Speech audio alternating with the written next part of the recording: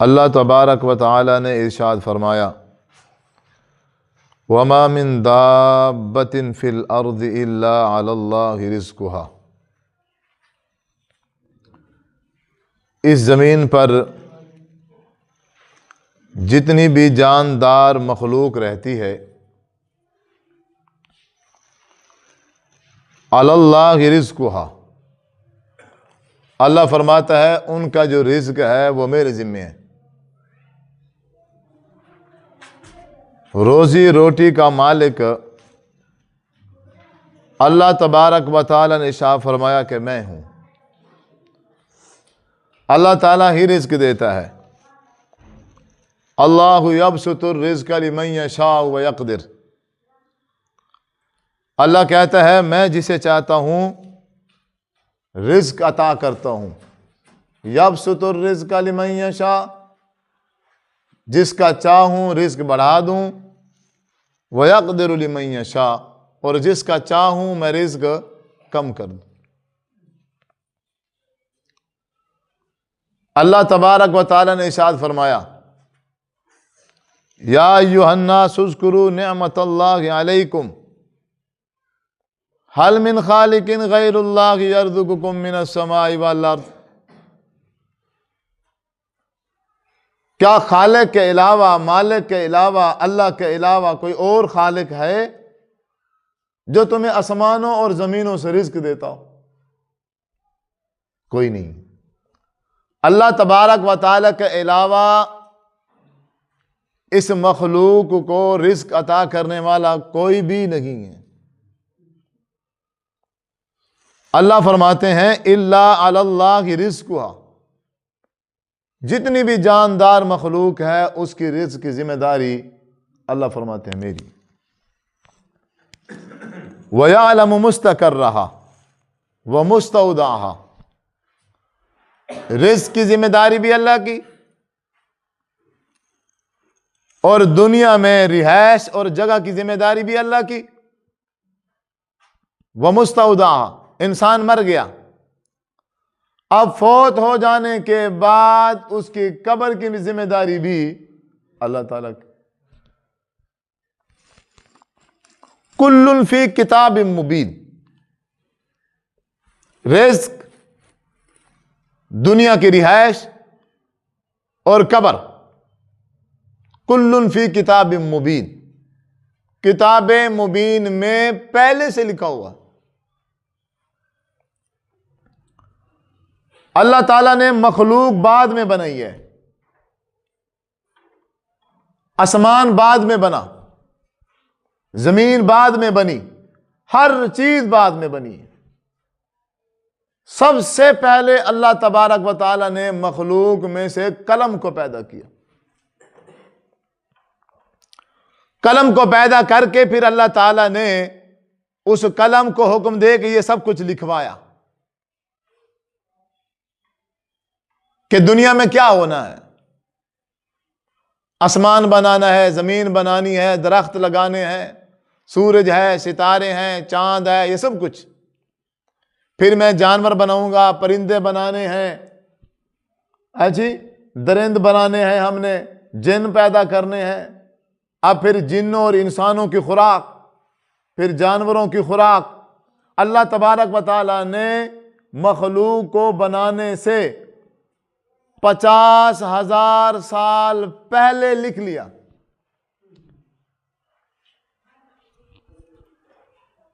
50,000 سال پہلے لکھ دیا کہ عدنان ساجد دنیا میں آئے گا، میں اس کو پیدا کروں گا، اور اس کی اتنی عمر ہوگی، اور اس کا اتنا رزق ہوگا، اور یہ کرے گا اور یہ نہیں کرے گا۔ ابھی دنیا بنی نہیں ہے، ابھی مخلوق بنی نہیں ہے، لیکن یہ سارا کچھ پہلے لکھ لیا اللہ تعالیٰ نے۔ اب اس لکھے ہوئے سے نہ کہ بندہ آگے جا سکتا ہے اور نہ ہی بندہ پیچھے رہ سکتا۔ 50,000 سال پہلے اللہ تبارک و تعالیٰ نے سارا کچھ لکھ دیا۔ آپ صلی اللہ علیہ وسلم نے فرمایا ہے، ایک حدیث ہے، آپ توجہ ادھر رکھیں کہ جب بچہ اپنی ماں کے پیٹ میں 4 مہینے 10 دن کا ہو جائے،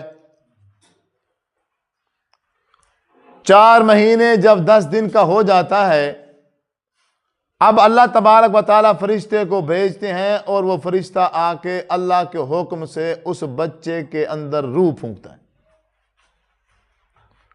بچے میں روح پھونک دی جاتی ہے۔ اب سمجھو، اب اس کی جان میں جان آ گئی، پہلے مردہ تھا، پہلے کیا تھا؟ مردہ تھا، اب اس میں روح پھونک دی گئی ہے، اب یہ کیا ہو گیا ہے؟ زندہ ہو گیا۔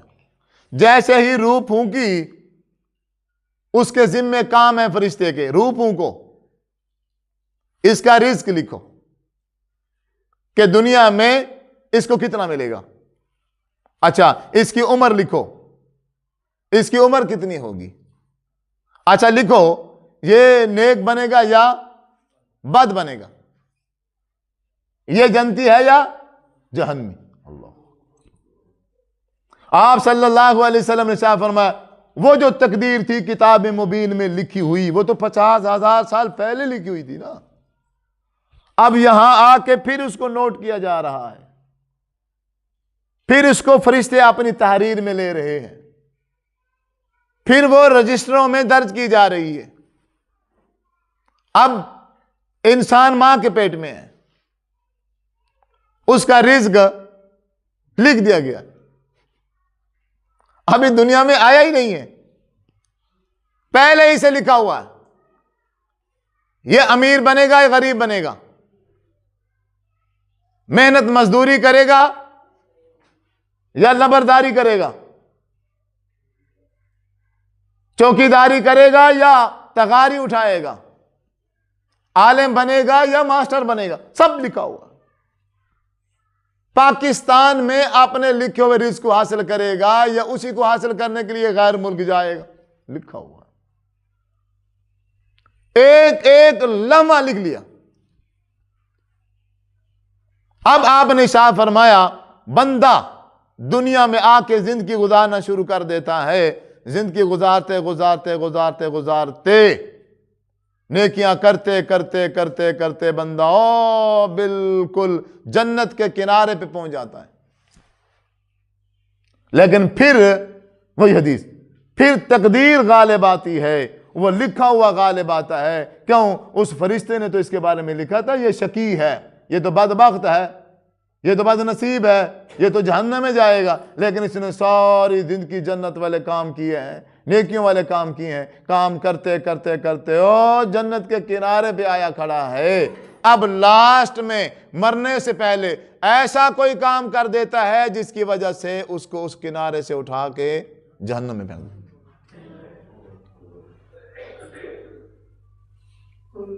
تقدیر غالب آ، اب فرشتے نے لکھا تھا یہ جنتی ہے، لیکن بندے نے کیا کیا؟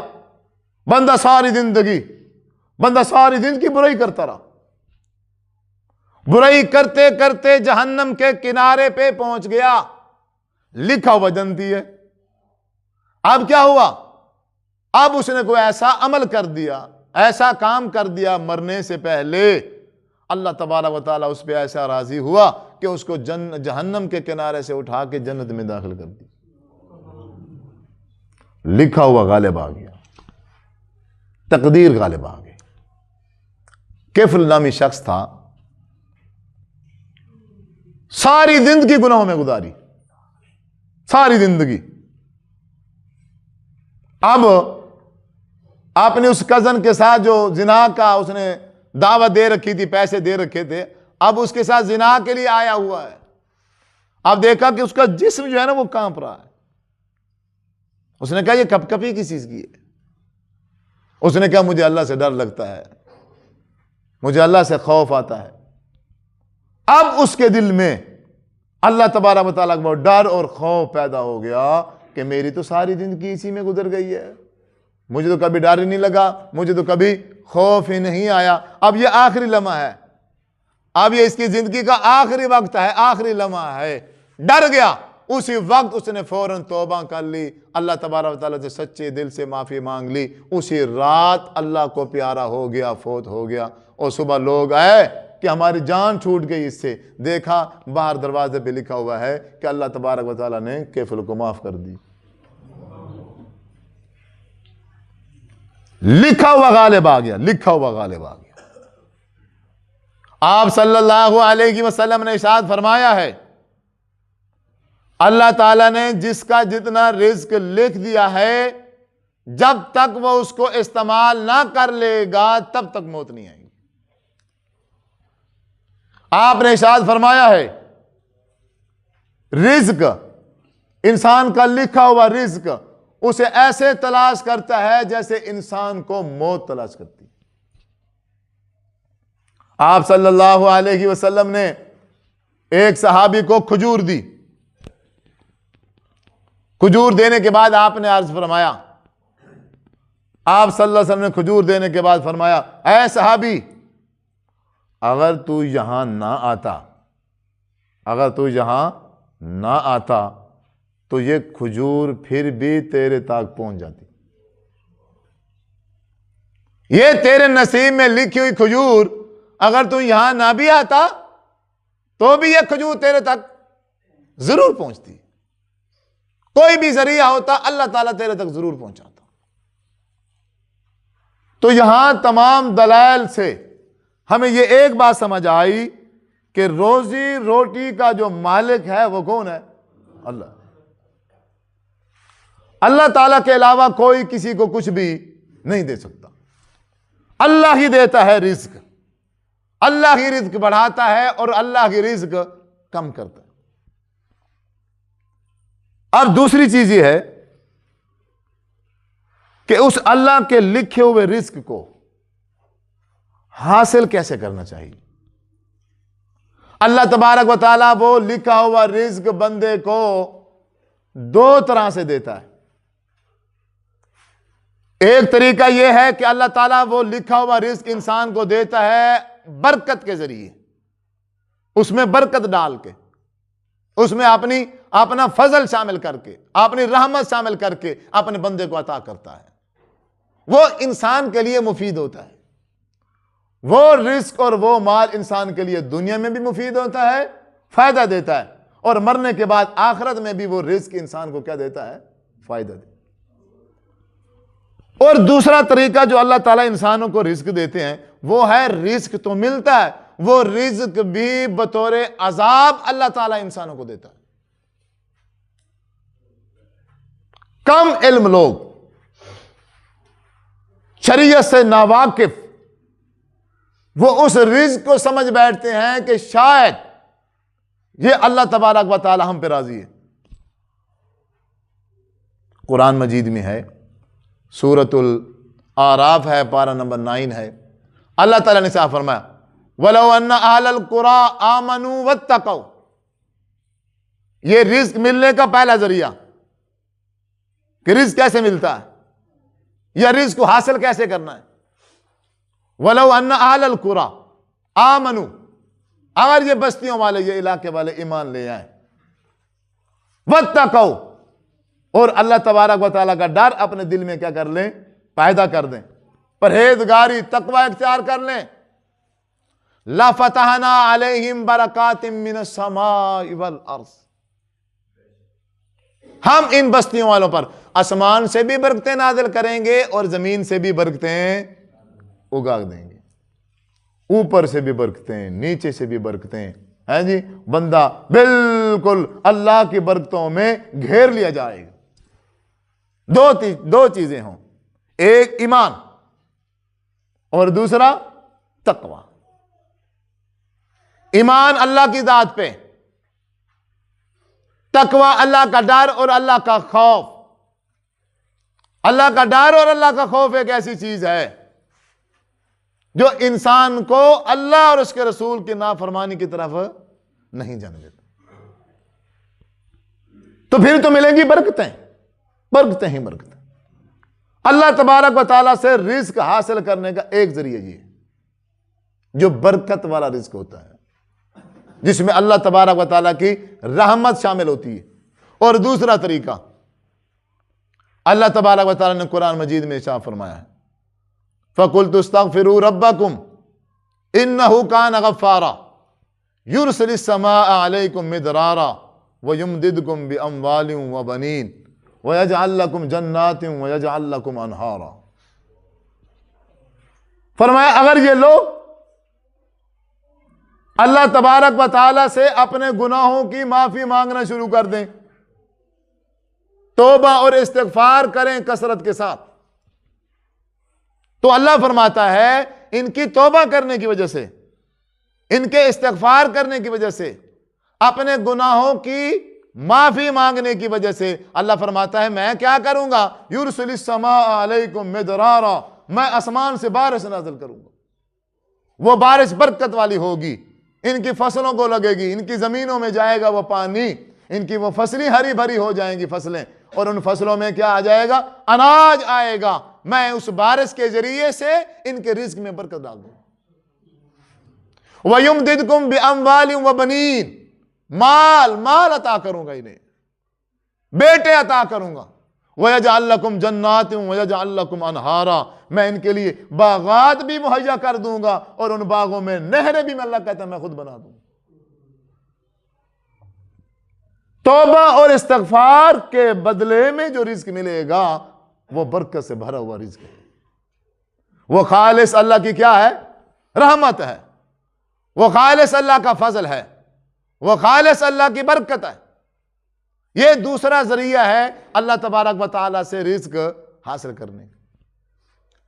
تیسرا طریقہ کہ اللہ تبارک و تعالیٰ سے رزق حاصل کرنے کا، آپ صلی اللہ علیہ وسلم نے ارشاد فرمایا، صحیح مسلم کی حدیث ہے،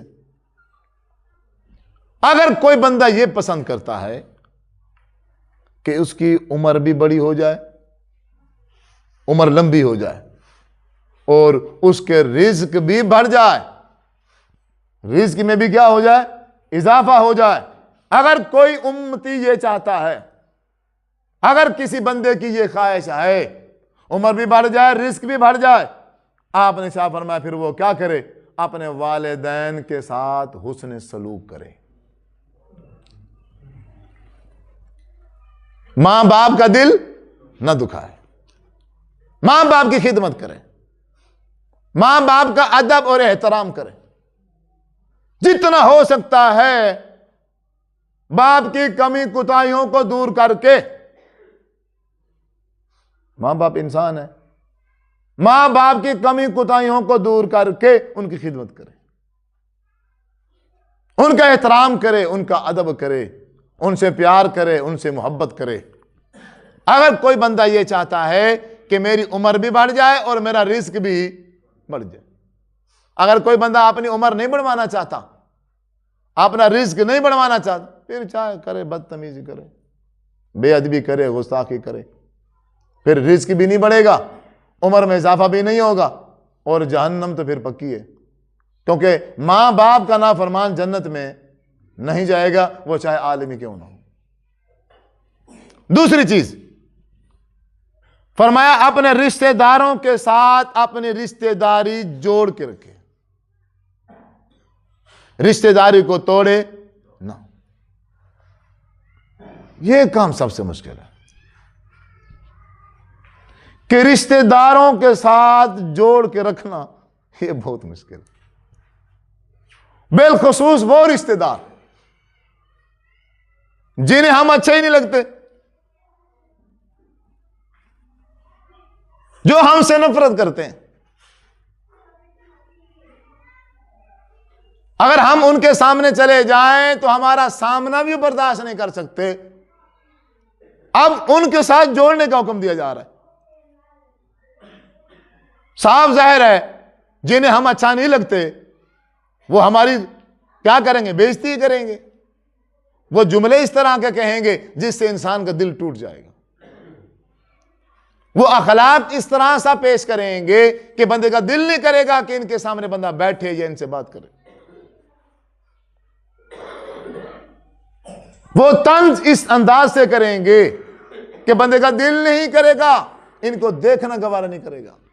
لیکن اللہ کہتا ہے حضور صلی اللہ علیہ وسلم کے ذریعے سے کہ اگر یہ آپ کے امتی ایسے رشتہ داروں کے ساتھ بھی اپنا رشتہ نہیں توڑتے، اپنا تعلق نہیں توڑتے، بلکہ 100% کوشش کرتے ہیں، اگر وہ اپنی طرف سے توڑنے کی کوشش کر رہے ہیں تو ان سے جو ہو سکتا ہے یہ اپنی طرف سے درگزر کا پہلو اپنا کے جی برداشت کر کے، صبر کر کے، اپنے جذبات پہ کنٹرول کر کے کوشش کیا ہوتی ہے، یار ہماری وجہ سے رشتہ نہ ٹوٹے، ہماری وجہ سے تعلق نہ ٹوٹے، کیونکہ آپ صلی اللہ علیہ وسلم نے فرمایا ہے اگر کسی نے تعلق توڑ دیا، رشتہ توڑ دیا، تو اس رشتہ داری نے، اس صلہ رحمی نے، جب اللہ تعالیٰ نے اس رشتہ داری کو پیدا کیا تھا، اس صلہ رحمی کو پیدا کیا تھا، تو اس صلہ رحمی نے اللہ سے شکایت کی تھی، اللہ تو نے مجھے بنا تو دیا ہے لیکن یہ لوگ مجھے جوڑیں گے نہیں، یہ لوگ مجھے توڑ دیں گے، انہوں نے میرے ٹکڑے ٹکڑے کر دینے ہیں۔ تو اللہ تبارک و تعالیٰ نے اسی وقت صلہ رحمی سے کہا تھا اے صلہ رحمی جو تجھے توڑے گا اسے میں اللہ خود توڑ دوں گا۔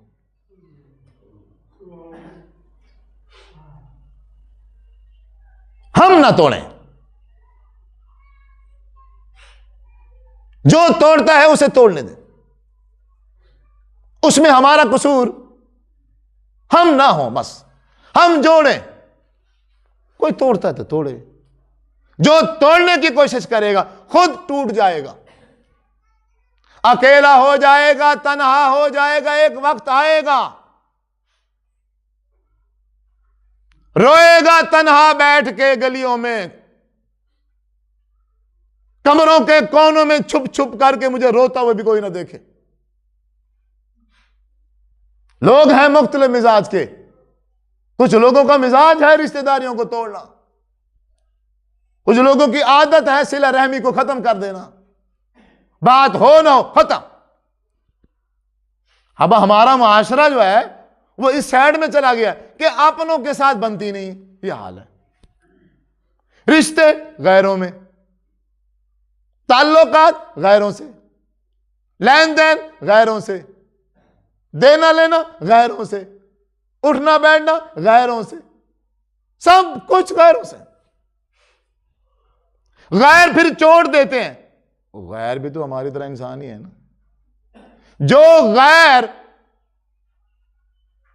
ہم سے جڑ رہا ہے تو اس کا مطلب ہے اس کی حالت بھی ہماری طرح کی ہے، اسے بھی اپنی برادری نے نہیں جوڑا۔ اگر اتنا اچھا ہوتا ہے جی اسے برادری باہر جانے دیتی؟ اس کا مطلب ہے وہ بھی ٹوٹا ہوا ہے اور یہ بھی ٹوٹا ہوا ہے، اب یہ دونوں ایک جیسے ہیں، یہ آپس میں مل گئے ہیں، اب یہ دونوں ایک دوسرے کو ضربیں لگاتے ہیں، اب دونوں ایک دوسرے کو چوٹیں لگاتے ہیں، لیکن کرتے کیا ہیں پھر؟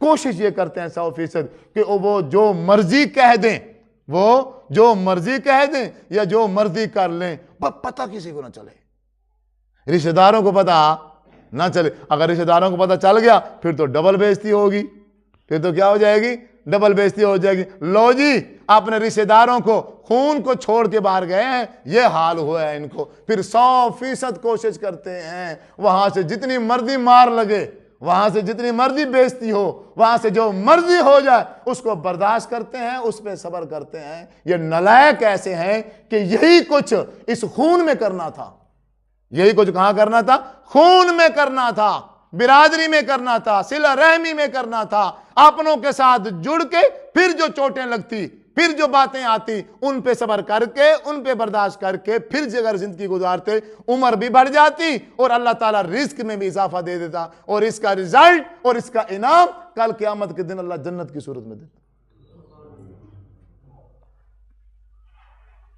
آپ جو تم صبر کر رہے ہو وہ تو تم اپنی عزت کو بچانے کے لیے کر رہے ہو، عزت کو بچانے کے لیے، اپنے آپ کو چھپانے کے لیے۔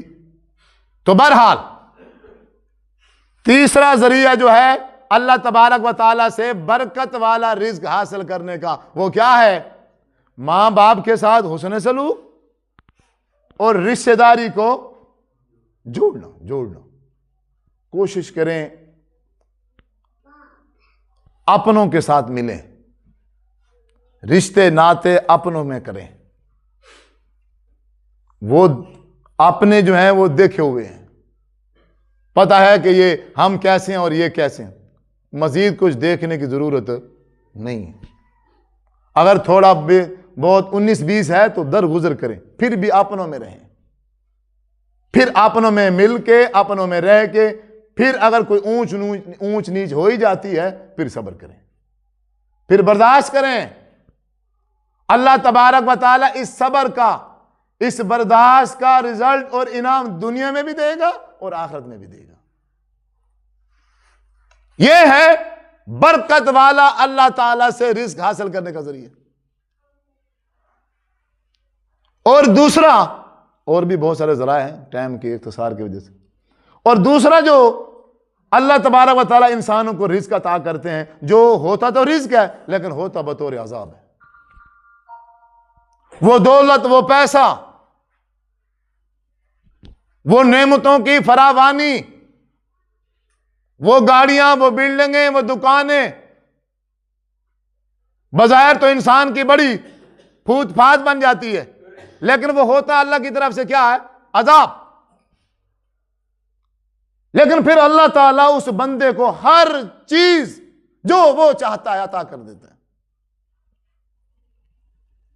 سورۃ انعام میں ہے، پارہ نمبر 6 ہے، فَلَمَّا نَسُوا مَا ذُكِّرُوا بِهِ فَتَحْنَا عَلَيْهِمْ أَبْوَابَ كُلِّ شَيْءٍ۔ اگر اللہ تعالیٰ کو بندہ رزق حاصل کرنے کے لیے بھلا دے،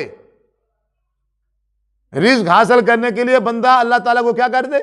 بالکل بھول جا، نہ حلال کا پتہ نہ حرام کا پتہ، کوئی تمیز نہیں کرتا، نہ نماز کا علم ہے، نہ قرآن مجید کی تلاوت کا، نہ رشتہ داروں کا، نہ صلہ رحمی کا، نہ ماں باپ کی خدمت کا، نہ ماں باپ کے ادب اور احترام کا، کچھ بھی خیال نہیں کرتا، بالکل باغی ہو گیا، بدماش بن گیا ہے۔ بدماش ایسا، نہ ماں باپ کا قدر، نہ بہن بھائیوں کا قدر، نہ اللہ اور اس کے رسول کا قدر، اس کے نزدیک کسی کا کوئی قدر نہیں، بالکل بدماشی پہ آ گیا۔ اب کیا ہے؟ اب اللہ فرماتے ہیں فتحنا علیہم ابواب کل شیء، اب رزق دیں گے ہم اس کو، کیسا؟ فتحنا علیہم ابواب کل شیء، ہر چیز کے دروازے ہم اس کے لیے کیا کر دیں گے؟ کھول دیں گے، تاکہ اچھی طرح یہ پکا اور بڑا بدماش بن جائے۔ حضرت موسیٰ علیہ السلام نے سورہ یونس میں ہے، اللہ تعالیٰ سے شکایت کی، آئے اللہ، ہمیں تو کہتا ہے کہ فرعون کو جا کے تبلیغ کرو، فرعون کو سمجھاؤ، اور پھر ادھر سے ساری کی ساری دنیا ہی تو نے فرعون کو دے دی،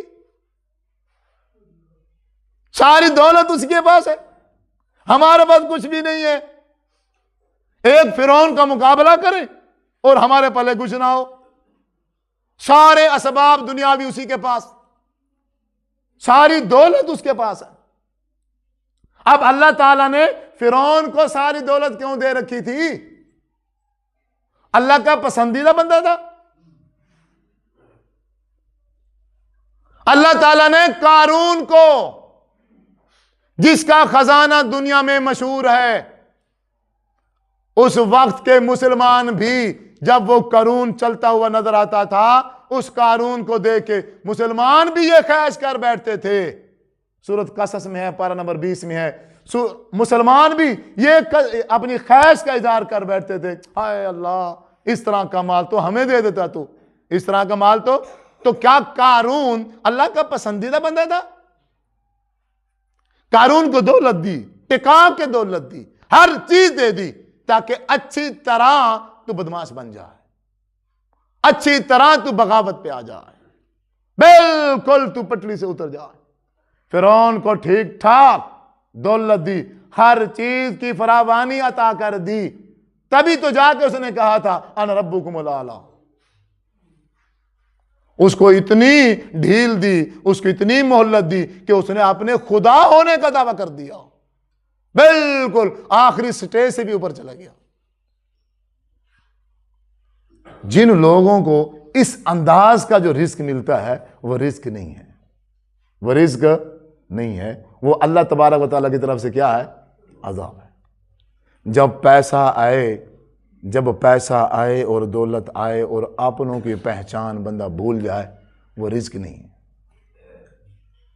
مختصر یہ، پیسہ آئے، دولت آئے، بندہ تازہ تازہ امیر ہو جائے، اور جو ہے نا اس کے بعد پھر خالہ نظر ہے، خالہ ڈین بان بنے گا، پھر آنٹی نظر نہ آئے، ماموں پھر ماموں نہ لگے، بھائی نہ لگے، بہن نہ لگے، پھر یہ سارے لالچی بن جائیں۔ ہاں میری بہن تو لالچن ہے، میرا بھائی تو لالچی ہے، یہ تو سارے مجھ سے تعلق اس لیے جوڑتے میرے پاس پیسہ ہے، فلاں ہے۔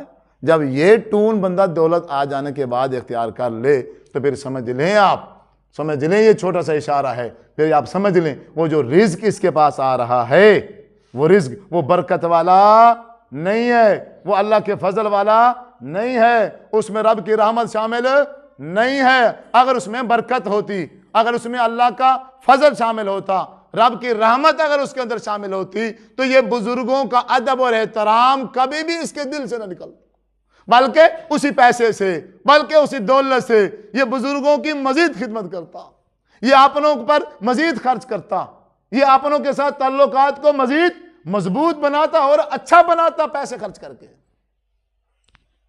یہ جو دولت اور پیسے آ جانے کے بعد جو باہر اڑنے کی کوشش کر رہے ہیں، باہر نکلنے کی کوشش کر رہے ہیں، رشتہ داریاں توڑ کے، صلہ رحمی ختم کر کے، اب یہ ایک بندہ صلہ رحمی اور رشتہ داری توڑ کے جو باہر جا رہا ہے دولت اور پیسے کی وجہ سے، تو یہ دولت کون سی رحمت والی دولت؟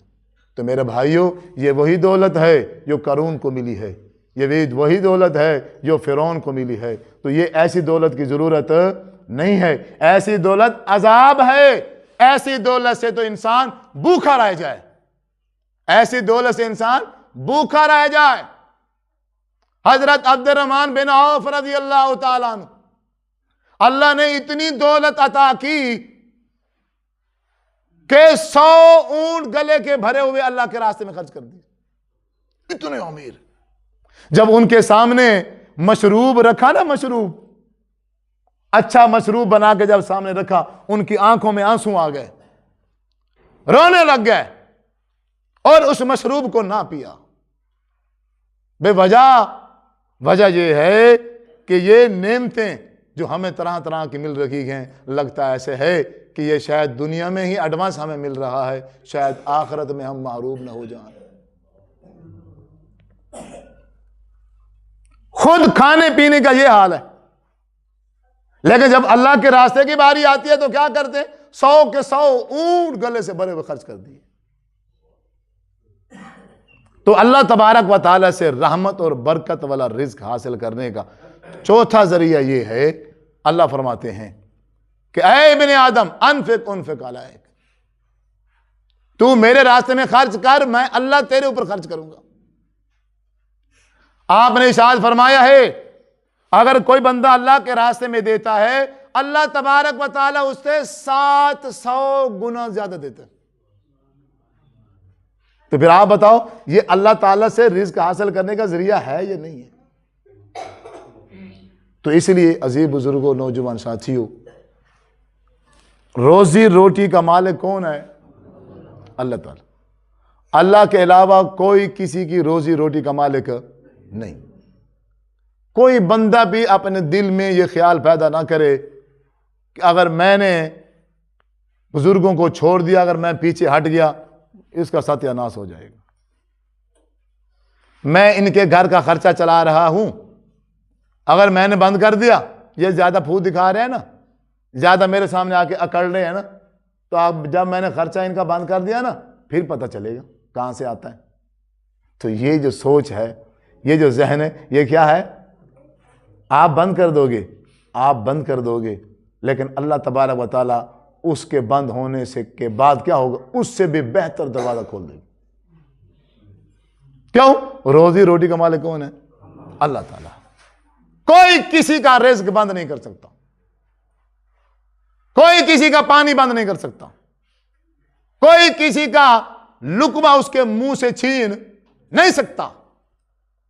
وہ تو 50,000 سال پہلے اللہ نے لکھ دیا تھا۔ اب ہے اس کو حاصل کرنا، اب وہ ہماری مرضی ہے، ہم اسی رزق کو بطور برکت حاصل کر لیں، اب اسی رزق کو ہم بطور عذاب اپنے لیے حاصل کر لیں، یہ اب ہماری اپنی پسندیدہ ہے کہ ہم اسی رزق لکھے وہ کو کیسے حاصل کرتے ہیں۔ تو ہم سب کو یہ کوشش کرنی چاہیے، ہم سب کی یہ کاوش اور کوشش ہونی چاہیے کہ جو رزق ہمارے نصیب کا لکھا ہوا ہے، ہم 100% کوشش کر کے اس کو رحمت والا، برکت والا بنا کے، فضل والا، اللہ کی طرف سے فضل والا بنا کے ہم اس کو حاصل کرنے کی کوشش کریں، نہ کہ اللہ اور اس کے رسول کو ناراض کر کے، رشتہ داریوں کو توڑ کے، صلہ رحمی کو توڑ کے اب اس اپنے لکھے ہوئے رزق کو اپنے لیے کیا بنا لیں؟ بطور عذاب۔ تو ایسے رزق سے اللہ تبارک و تعالیٰ کی پناہ، میں بھی پناہ چاہتا ہوں، آپ سب کے لیے بھی دعا گو ہوں، اللہ تبارک و تعالیٰ ہم سب کو جو بطور عذاب رزق ہے، اللہ تعالیٰ ہم سب کو محفوظ فرمائے۔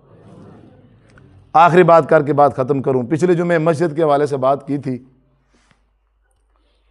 تعاون کے حوالے سے الحمدللہ ساتھیوں نے بڑھ چڑھ کے حصہ لیا، اللہ تبارک و تعالیٰ تمام ساتھیوں کو جزائے خیر عطا فرمائے۔ بڑی خوشی ہوئی کہ بہت زیادہ، امید سے بھی زیادہ ساتھیوں نے تعاون کیا الحمدللہ، لیکن ایک مخلوق بچ گئی۔ بندوں سے تو میں نے کہہ دیا تھا، لیکن وہ بیویاں بچ گئی تھیں، ہماری مائیں اور بہنیں۔ آپ صلی اللہ علیہ وسلم نے جب خطبہ دیا تو آپ نے عورتوں میں جا کے پھر الگ سے خطبہ دیا، آپ نے عورتوں میں جا کے ارشاد فرمایا کہ جب اللہ تعالیٰ نے مجھے معراج کرایا تو معراج میں اللہ تعالیٰ نے مجھے دکھایا جہنم کو، میں نے کیا دیکھا؟ جہنم میں سب سے زیادہ عورتیں۔ عورت کھڑی ہو گئی، کہنے لگی یا رسول اللہ صلی اللہ علیہ وسلم وجہ؟ فرمایا تم اپنے خاوندوں کی ناشکری زیادہ کرتی ہو، اس ناشکری کی وجہ سے تمہاری تعداد جہنم میں کیا تھی؟ زیادہ تھی۔ پھر کہنے لگی یا رسول اللہ صلی اللہ علیہ وسلم اب ہم کیا کریں؟ جہنم سے تو بچنا ہے، جہنم سے تو بچاؤ اختیار کرنا ہے، اب ہم کیا کریں؟ آپ نے شاہ فرمایا اگر تم اپنے آپ کو جہنم سے بچانا چاہتی ہو تو پھر اللہ تبارک و تعالیٰ کے راستے میں کیا کرو؟ صدقہ کرو۔ سب عورتیں صدقہ کرنے کے لیے تیار ہو گئیں۔ آپ نے حضرت بلال سے کہا جو ساتھ تھے کہ تم کپڑا بچھا لو۔ حضرت بلال فرماتے ہیں میں نے کپڑا بچھا دیا، لیکن ان عورتوں کا جذبہ، اللہ کا خوف، جنت میں جانے کا شوق اس قدر تھا، اس انداز سے تھا کہ ان بیبیوں نے، ان صحابیات نے جو زیورات پہنے ہوئے تھے اپنے آپ کو جہنم سے بچانے کے لیے، بغیر سوچے سمجھے وہ سونے کے زیورات اتار کے حضرت بلال کے کپڑے میں ڈال دیں۔ عورت کا جو دل ہوتا ہے وہ بہت نرم ہوتا ہے۔ کوئی بھی میری ماں اور بہن یہ نہ سوچے کہ میرے خامد نے پیسے لکھوا دیے ہیں، وہ تو خامد دے گا، تم نے اپنی جیب خرچی سے دینے ہیں۔ کیوں؟ اپنے آپ کو جہنم سے سیو کرنا ہے۔ جو انسان سے کمی کوتاہی ہو جاتی ہے اس صدقے خیرات کے ذریعے سے اس کو کیا کرنا ہے؟ ختم کرنا، کیونکہ صدقہ ہی ایک ایسی چیز ہے، آپ صلی اللہ علیہ وسلم نے شاہ فرمایا ہے صدقہ ہی ایک ایسی چیز ہے کہ جو کل قیامت کے دن اللہ تبارک و تعالیٰ کے غصے کو ٹھنڈا کر دے گا۔ جب انسان سامنے آئے گا، اس کے کرتوت، اس کے گناہ سامنے آئیں گے، اللہ تبارک و تعالیٰ غصے میں ہوگا، تو جیسے ہی بندہ سامنے آئے گا، جب اس کا بندے کا صدقہ سامنے آ جائے گا، اللہ تبارک و تعالیٰ کا غصہ کیا ہو جائے گا؟ ٹھنڈا ہو جائے گا۔